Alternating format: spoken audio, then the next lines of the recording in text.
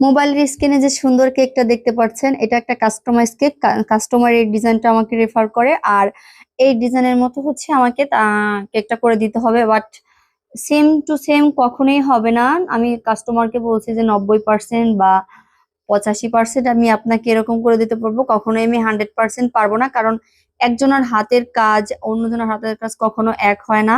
আর দ্বিতীয় কথা হচ্ছে গুগল থেকে কালেক্টেড করে পিক গুলো ওইগুলো কখনোই আমি আমি পারবো না। আমি মনে করি যে সেম টু সেম হবে না, মানে 90% বলা যায় যে হবে, বাট ট্রাই করছি আমি করার। এই তো দেখেন, এই যে এখানে কেকের কাজগুলো আমি শুরু করছি। আর এটা ট্রাই করছি যতটুকু সম্ভব ওভাবে করার, আর সেভাবে এই যে করতেছিলাম।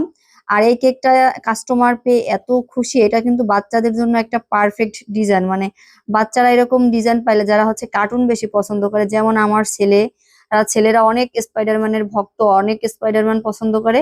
আর সেক্ষেত্রে দেখেন, এই যে এখানেও আমি একটা স্পাইডারম্যান কেক বানাচ্ছি। আমার ছেলে যখন দেখছে তখন তো বলছে, আম্মু আমিও এরকম একটা কেক চাই।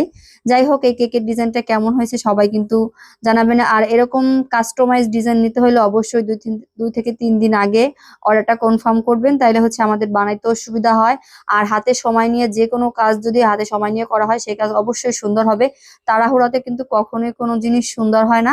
যাই হোক, সবশেষে আবারও বলি, কেকের ডিজাইনটা কেমন হয়েছে সবাই কিন্তু জানাবেন। আর এরকম কাস্টমাইজ কেক নিতে অবশ্যই নাহিদাস কেকে অর্ডার করবেন। ধন্যবাদ সবাইকে।